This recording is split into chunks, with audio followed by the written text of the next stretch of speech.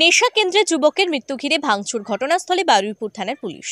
দক্ষিণ 24 পরগনা বারুইপুর হাসপাতালের পাশে নেশা মুক্তি কেন্দ্রে এক যুবকের মৃত্যুকে ঘিরে ভাঙচুর চালায় বলে অভিযোগ। যুবকের নাম সৌরভ মণ্ডল, বাড়ি সাউথ গড়িয়া এলাকায়। সৌরভ 1.5 বছর ধরে এখানেই ছিল। শুক্রবার সকালবেলায় শরীর খারাপ হয়।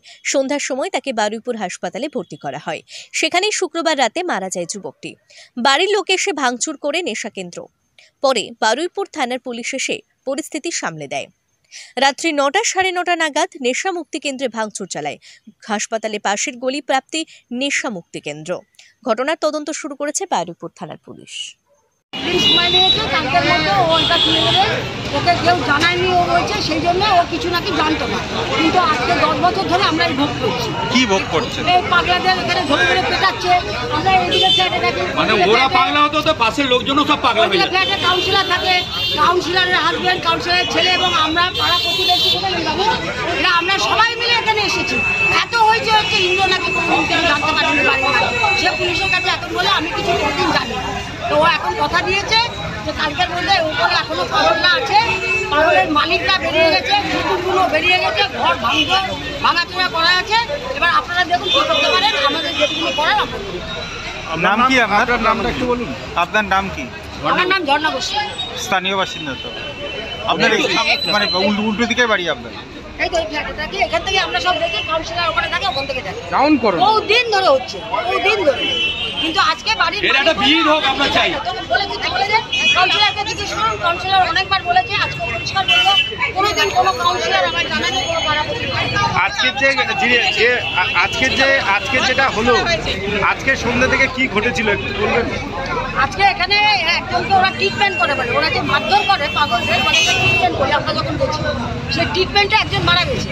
আমরা কেউ কিছু জানি না, ভেতরে তো তাদের বাড়ির লোকজন এসে যখন এখানে ভাঙচুর করছে, তখন এখানে এত পাবলিক জড়ো হয়েছে। তাকে এখানে মেরে ফেলে হাসপাতালে নিয়ে গেছে, দিয়ে তাদের বাড়িতে খবর দিয়েছে যে অসুস্থ হয়েছিল, হাসপাতালে নিয়ে এসছে, সে মারা গেছে। কিন্তু এখানেই তাকে মেরে ফেলেছে, দিয়ে ওরা পালিয়ে গেছে।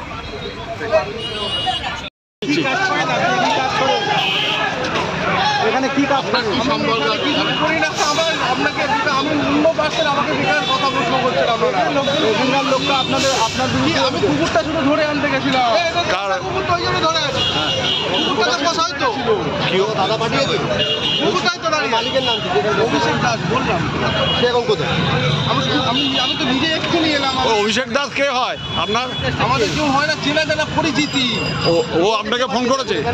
আমায় কেউ পাঠায়নি, আমি ভিড় থেকে দাঁড়ালাম, বলছে কুকুরটাকে নিতে এলাম। আপনি ভিড় থেকে দাঁড়ালেন অথচ কুকুরটাকে নিতে এলেন কেন বলেন? আমি তখন আমাকে বলতে দিন।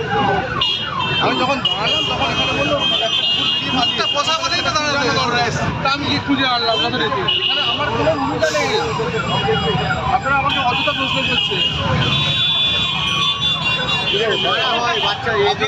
আমার পাশেই বাড়ি, আমরা একটা ক্লাব সম্মেলনে আছি, বিবেকানন্দ স্পোর্টিং ক্লাবের আমি সেক্রেটারি। কিন্তু আমরা এখানে এসে একবার বারণ করেছিলাম যে পেশেন্টের কেন মারধর করছেন আপনারা।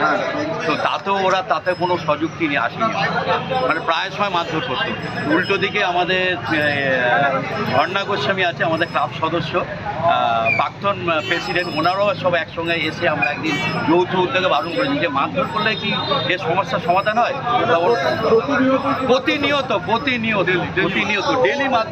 ডেলি মারধর করে এই জিনিসটা। আজকের একটু আগে যাদের কোথাও ফ্যামিলি যে ছেলেটি মারা গেছে, তাদের বাড়ির লোকজন এসে তারা তো এসে এখানে এটা করে ভাঙচুর করে দিয়ে।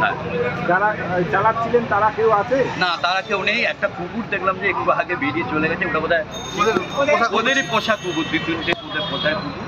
একটু আগে ওই দিকে গেছে। যারা ছিলেন, যারা ওষুধ দিতেন, যারা খাবার দিতেন, তারা আছে, তারা ছিল এখানে। তিনতলা উপরে রয়েছে, তারা ওরা রয়েছে, বেরোয়নি, ওরা উপরে রয়েছে। আপনার নাম? আমার নাম সুভাষিস। বিদ্যা, ব্যবসা, চাকরি, জটক বিচার, বিবাহ, পারিবারিক অশান্তি, সন্তান লাভ, বাস্তু সমস্যা, আরো যে কোনো সমস্যার সমাধানের একমাত্র সেরা ঠিকানা জ্যোতিষী প্রসাদ রায়।